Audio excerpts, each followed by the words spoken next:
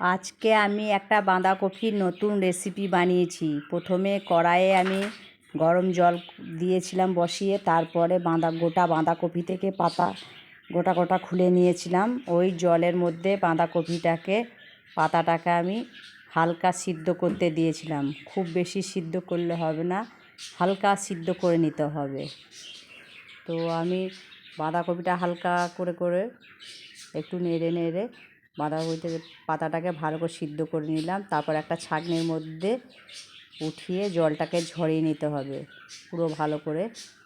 আমি পুরো পাতাগুলো একটা একটা করে তুলে নিলাম, দিয়ে ঠান্ডা করার জন্য একটা থালার মধ্যে দিয়ে দিলাম পুরো পাতাগুলোকে। এইটা পুরো নিরামিষ রেসিপি বাঁধাকপির। আমি মুগের ডাল ভিজিয়ে রেখেছিলাম, তারপরে মুগের ডালটাকে আমি একটা মিক্সির সাহায্যে ভালো করে পিষে নেব। আমি মুগের ডালগুলোকে নিয়ে নিলাম জল ঝরিয়ে। জল থাকলে হবে না, কেন আর জল লাগবেও না, যেহেতু ভিজিয়ে রেখেছিলাম পুরো ভালোভাবে ভিজে গেছে। কিছু আদা কুচি দিলাম আর দুটো কাঁচা লঙ্কা দিলাম আর একটু নুন দিলাম, দিয়ে ভালো করে আমি মিক্সিতে ভালো করে ওটা মিক্সচার করে নিলাম, পিষে নিলাম। তারপরে আমি একটা পাত্রের মধ্যে ঢেলে নিয়ে ওতে একটু হলুদ গুঁড়ো দিলাম, দিয়ে ভালো করে নেড়ে নিলাম। কারণ আগে নুন দিয়েছিলাম বলে আর নুন দিলাম না। এবার বাঁধাকপিটা আমি যে শিরদাঁড়াগুলো হয় বাঁধাকপি, ওইটা ছুরির সাহায্যে ভালো করে এগুলোকে চেঁচে তুলে নিতে হবে, নইলে ভাজ করতে অসুবিধা হবে। তার জন্য আমি পুরো ডাঁটির যে সাইজগুলো হয় বাঁধাকপির, ওগুলো মোটা মোটা, ওগুলোকে সব ছুরির সাহায্যে তুলে নিলাম, দিয়ে একটা একটা করে আমি ভালো করে করে নিলাম। দেখো সবগুলোই, এই দেখো। তারপর যে মুগ ডালটা আমি বেটে রেখেছিলাম, ওইটাকে আমি ভালো করে পাতাগুলোর মধ্যে মুগ ডালটাকে ভালো করে মিশিয়ে নিলাম। চারিদিকটা ভালো করে মিশিয়ে নিতে হবে গোটা পাতাটাতে, দিয়ে তার উপরে আবার আর একটা পাতা দিতে হবে, দিয়ে ওইভাবেই আবার মিশিয়ে নিতে হবে ডালগুলোকে। আমি এখানে দুটো পাতা দিয়ে করেছি, তোমরা চাইলে 3টে 4টে যটা পাতা দিয়ে করবে। প্রথমবার অল্প পাতা দিয়ে করলেই ভালো হয়, 2-3টে পাতা দিয়েই চেষ্টা করবে। হ্যাঁ, 5টা পাতা দিয়েও হয়, কিন্তু আমি এখানে 2টো দিয়েই করেছি। ভালো করে ডালগুলো মেখে নিলাম পাতার উপর দিয়ে তারপরে আমি ভালো করে ওইটাকে মুড়ে নেব। ডিমের অমলেট যেমন হয় সেইভাবে মুড়ে নেব। দেখো আমি এখানে ওইভাবেই মুড়ে নিলাম একদম।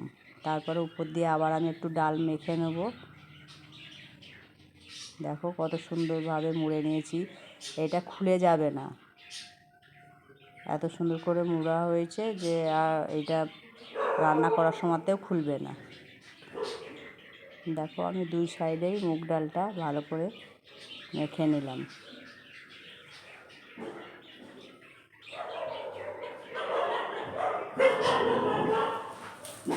দেখো আমি ভালো করে মেখে দিলাম, নিয়ে আমি একটা থালার মধ্যে সাইড করে রেখে দিলাম। এই দেখো থালার মধ্যে আমি সাইড করে তুলে রাখলাম। আবার ফের আরও যে পাতাগুলো আছে ওইভাবে আমি আবার ডালগুলোকে মেখে নিলাম। প্রথম পাতাটা ভালো করে মেখে নিলাম। আমি এইটা টোটাল 5টা পাতা নিয়েছিলাম, তার জন্য প্রথমটা 2টো করেছি, এইটাতে 3টে পাতা দিয়ে করব। ওইভাবেই আবার আমি তার আর একটা পাতা দেবো উপর দিয়ে আমি ওইভাবেই আবার ডাল মেখে নেব।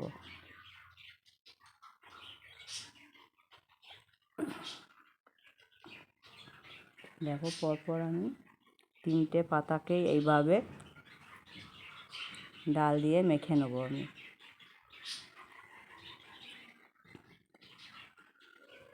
তোমরা যদি কেউ জানো অবশ্যই রান্নাটা নিশ্চয়ই বুঝতে পারবে কিভাবে করেছি, আর যারা না কোনো দিন করেছো তারা এইভাবেই রান্নাটা অবশ্যই বাড়িতে ট্রাই করবে। খুব সুন্দর খেতে হয়, সুস্বাদু। দেখো এইভাবে আমি হাত দিয়ে টিপে টিপে আমি মুড়ে নিচ্ছি। এইটা একদম খুলবে না, যে ভাঁজ হবে ভাঁজটা এইভাবেই থেকে যাবে। যে পাতাগুলো দিয়েছি খুলে যাবার ভয়, সেটা খুলে যাবে না। আমি এভাবেই আবার বাটার দিয়ে আবার আমি ডাল বাটা দিয়ে আবার এটাকেও করে নিলাম তৈরি। আমার হয়ে গেল। আমি একটা তাওয়ার মধ্যে অল্প তেল নিয়েছি, খুব বেশি তেল দিলে হবে না, অল্প একটু তেল নিতে হবে। বেশি তেলে ভাজলে হবে না, খুব কড়া হয়ে যাবে। কড়া হয়ে গেলে খেতে ভালো লাগবে না, খুলে যাওয়ারও ভয় থাকবে। তার জন্য অল্প তেলের মধ্যে এটাকে ভাজতে হবে। আর তোমরা চাইলে এটা ভাপিয়ে নিতেও পারো, কিন্তু আমি ভাপালাম না, আমি এটাকে হালকা তেলের মধ্যে ভেজে নিলাম।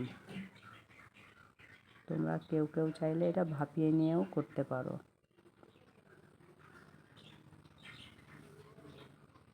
এদিকে আমি একটা কড়াইয়ের মধ্যে তেল নিলাম। দেখো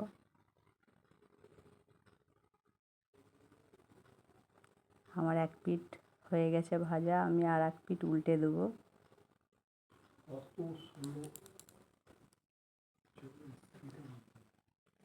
আর এক পিঠ উল্টে দিচ্ছি। দেখো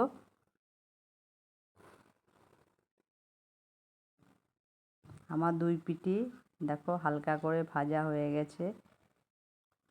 আমি এগুলোকে তুলে নিলাম, একটু ঠান্ডা করার জন্য দিলাম, ঠান্ডা করে নিতে হবে। আমি একটা থালের মধ্যে তুলে নিলাম। এই দেখো, তারপর কড়াইয়ে তেল নেওয়ার পরে দারচিনি, এলাচ, লং, ফোড়ন দিলাম। দেওয়ার পরে আমি এখানে আদা আর কাঁচা লঙ্কার পেস্ট করে রেখেছিলাম, ওটাকে দিয়ে দিলাম। তারপর হলুদ গুঁড়ো দিলাম কিছুটা, জিরে ধনে গুঁড়ো দিলাম, দিয়ে ভালো করে মিক্সিটা মিশিয়ে নিলাম মিশ্রণটা। তারপর টমেটোর কুচি দিলাম, একটা গোটা টমেটোকে কেটে রেখেছিলাম দিলাম। তারপর উপর দিয়ে নুন দিলাম যাতে টমেটোটা তাড়াতাড়ি গলে যায়।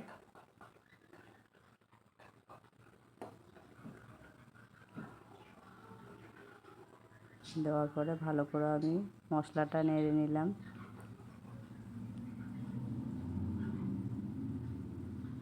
দেখো আমার টমেটোগুলো অনেকটাই গলে গেছে। এবার এখানে আমি কাজু আর মগজদানা পেস্ট বানিয়ে রেখেছিলাম, ওটাকে আমি দিয়ে দিলাম। 5-6টা কাজু আর কিছুটা মগজদানা দিয়ে পেস্ট করে রেখেছিলাম। এখানে চাইলে টক দই দেওয়া যায়, কিন্তু আমার টক দই ছিল না বাড়িতে বলে টক দইটা দিতে পারিনি। আমি কাজু আর মগজদানা দিলাম, দিয়ে এবার ভালো করে পেস্টটাকে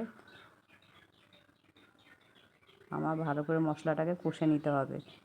দেখো, আর এইটাতে ঠান্ডা জল দিলে চলবে না, এটাতে গরম জল দিতে হবে। তার জন্য আমি একটা পাত্রে গরম জল বসিয়ে রেখেছি। মশলাটা কষা হয়ে গেলেই আমি উপর দিয়ে গরম জল দেবো। একটু চিনি দিলাম।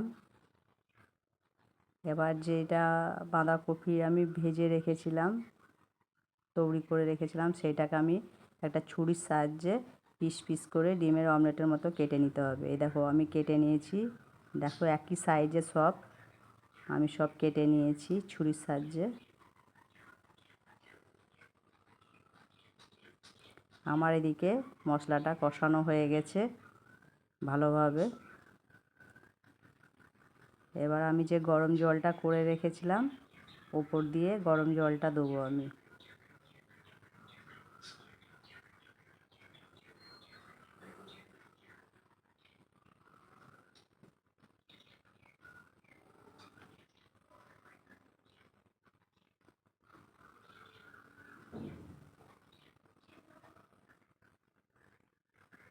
এইটা পরোটা, রুটি, গরম ভাতের সঙ্গে খুব সুন্দর খেতে লাগে।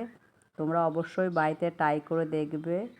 না বানালে বুঝতে পারবে না যে সত্যিকারে এত সুন্দর হয় নিরামিষ বাঁধাকপির রান্না রেসিপিটা।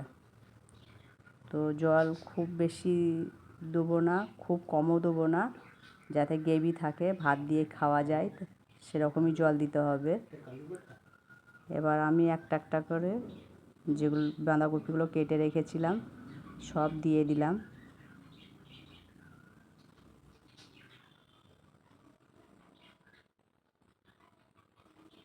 দেখো পুরো আমি সব একটা একটা করে দিয়ে দিলাম।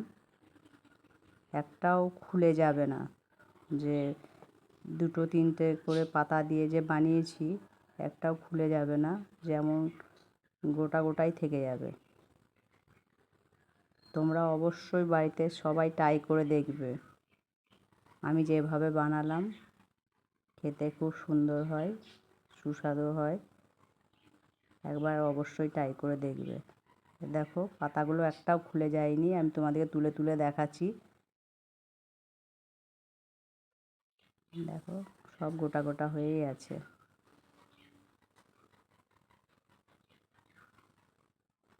আমার রান্না কমপ্লিট। আমি খুব শুকনোও করলাম না, খুব ঝোল ঝোলও করলাম না, উপর দিয়ে গাওয়া ঘি দিয়ে দিলাম একটু, গাওয়া ঘি ছড়িয়ে দিয়ে আমার রান্না কমপ্লিট।